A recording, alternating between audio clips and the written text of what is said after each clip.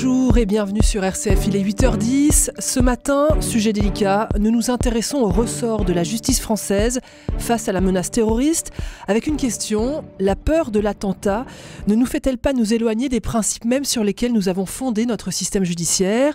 Peut-on concilier sécurité, prise en compte de la menace terroriste et respect de la justice ?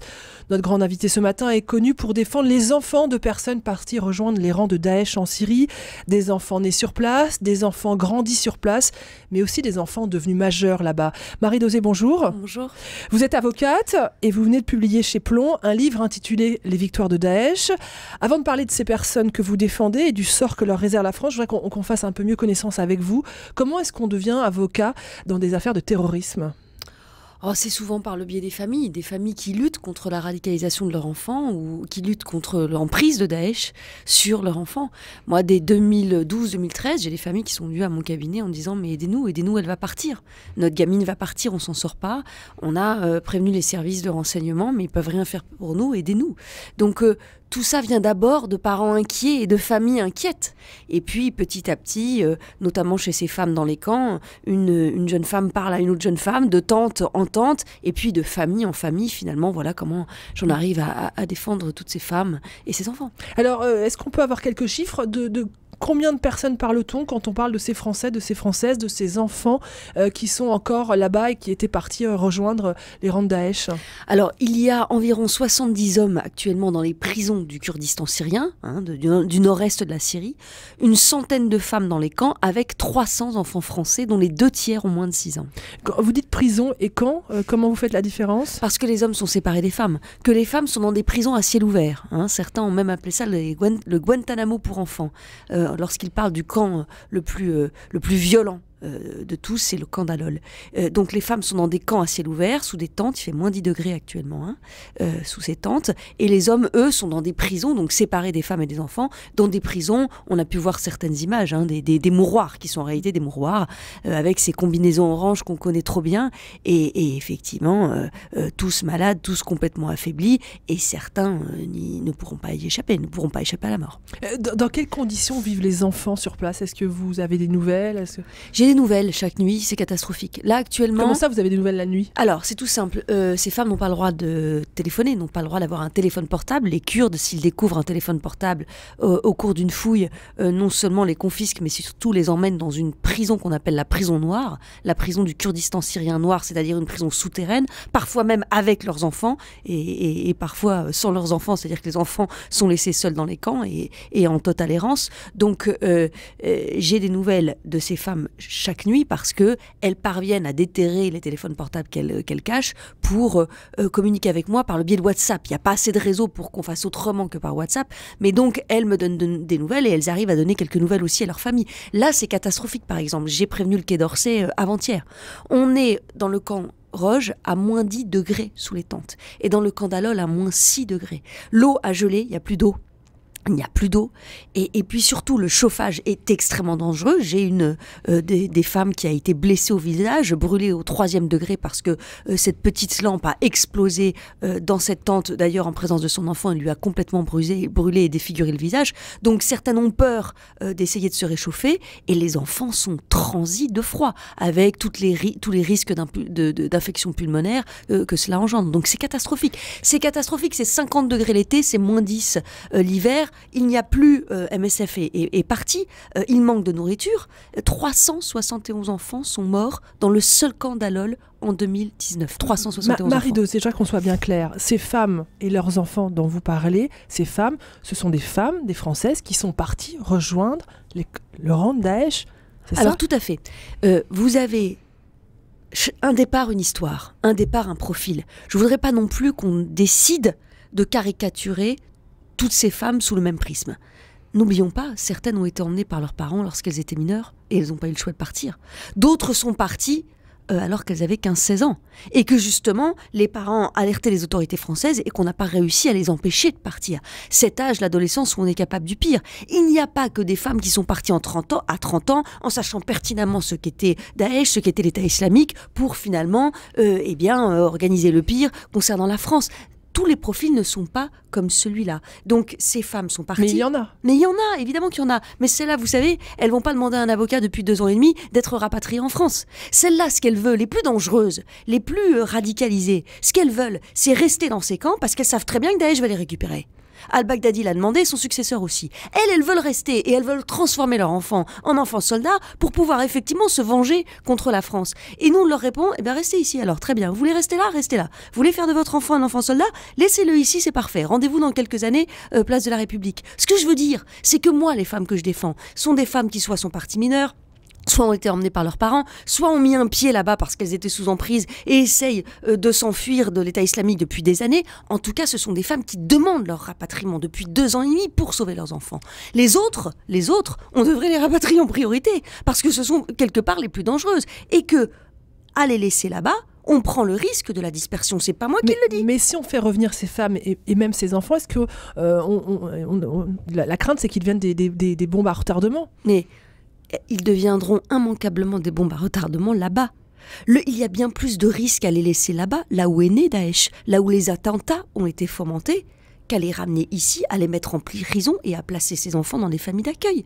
C'est la difficulté, c'est que on croit dans l'imaginaire collectif et parce qu'on a peur que plus le danger est loin, plus on va réchapper à ce danger. Mais là, en l'occurrence, c'est faux. Et encore une fois, c'est pas l'avocate qui vous le dit.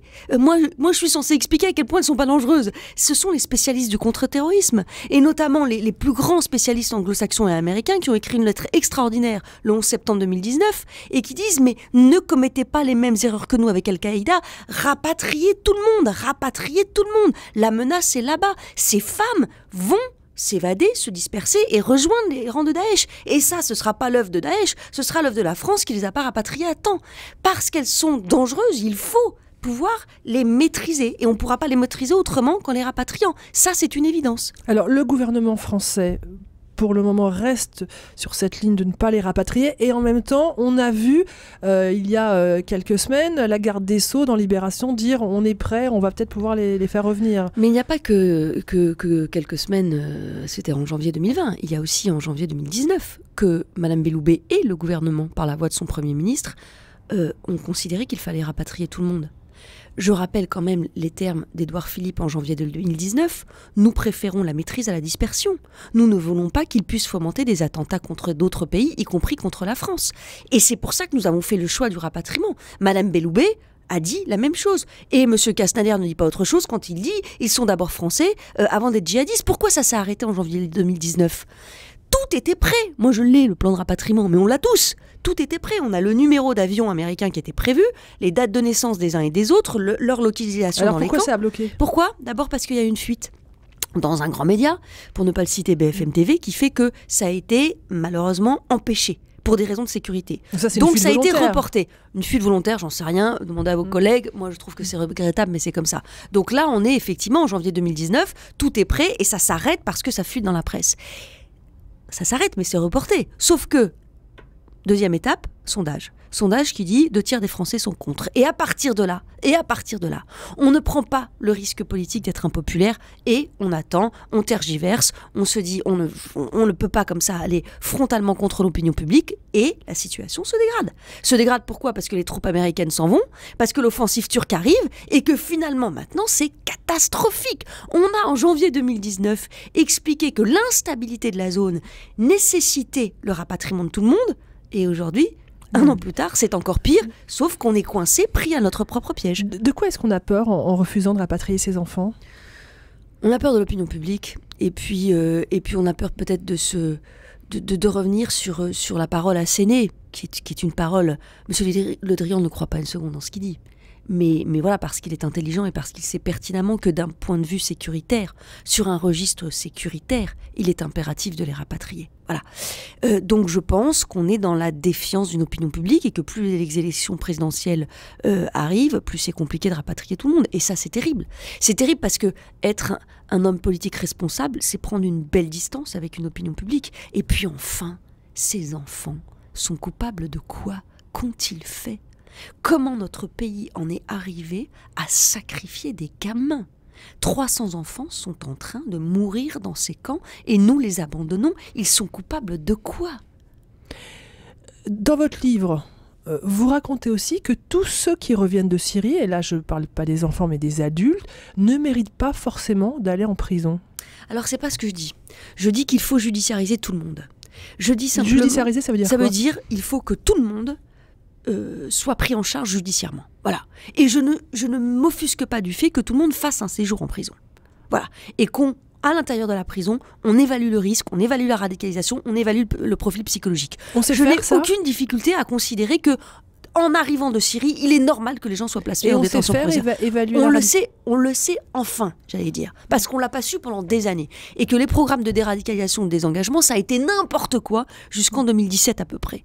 Que depuis 2017, c'est-à-dire depuis 2 ans et demi, l'administration pénitentiaire a pris le problème à bras-le-corps, et force est de constater quand même qu'on a mis en place une politique de désengagement en prison qui commence à être solide. Entre 4 mois dans les quartiers d'évaluation de la radicalisation, psychiatres, psychologues, imams, éducateurs, professionnels, puis quartier de prise en charge de la radicalisation ou quartier d'isolement ou détention ordinaire, mais avec tout de même un regard assez appuyé sur le détenu.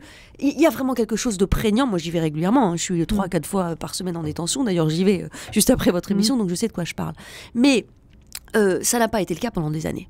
Et on avait raison d'avoir peur d'une prise en charge qui n'en était pas une. Maintenant, encore une fois, je pense qu'il faut effectivement, et j'ai aucun problème avec ça, considérer qu'il y a peut-être lieu de passer en détention provisoire tout le monde ou 99% des personnes qui rentrent de Syrie pour s'assurer du risque. Mais attention, la justice antiterroriste ne doit pas être ou ne doit pas avoir pour seul but et pour seul dessein de neutraliser. Elle doit rester dans sa finalité qui est celle de juger. Et juger, c'est individualiser. Pas de justice d'exception, c'est ça ? Mais non, mais parce que si vous voulez, je le raconte dans mon livre, je raconte les 3-4 histoires les plus scandaleuses que j'ai pu traverser depuis des années. Ces gamins, par exemple, ces mineurs, qui n'ont pas eu le choix d'être emmenés en Syrie, qui sont partis à l'âge de 12 ans parce que la mère complètement dingue les a emmenés là-bas, qui ont réussi à fuir avec un bébé dans les bras, et qu'on met 7 mois, 8 mois en détention provisoire, alors que c'était pas leur choix. Et je parle d'une jeune femme, c'est pas juste, et on va finir par fabriquer de la défiance si on continue comme ça. Mais certains magistrats l'entendent, très sincèrement. Certains magistrats instructeurs antiterroristes avec lesquels je discute comprennent qu'il faut individualiser. On ne peut pas dire pas de risque, le risque 0, et à partir de là on traite tout le monde comme le plus grand des terroristes. Parce que c'est comme ça que justement, à force de dire tu es un ennemi, on va finir par le fabriquer. Donc la justice antiterroriste française doit rester une justice qui a une dose d'humanisme, sinon on n'y arrivera pas.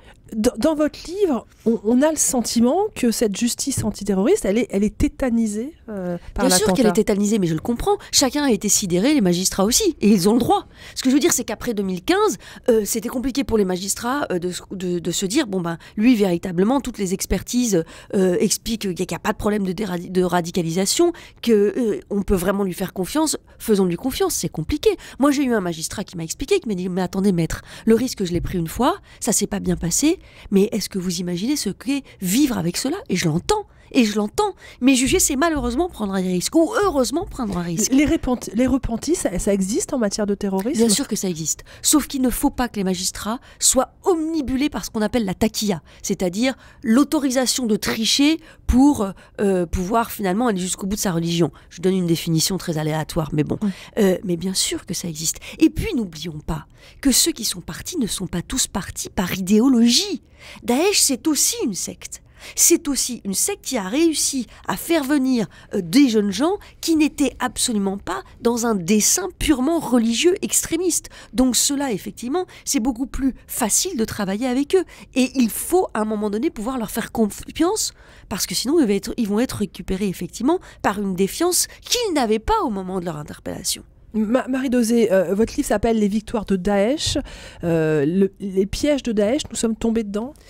Je pense que Daesh se réjouit, par exemple, du sacrifice que nous faisons sur ces 300 enfants. Et je pense qu'il n'attendait pas tant de la France.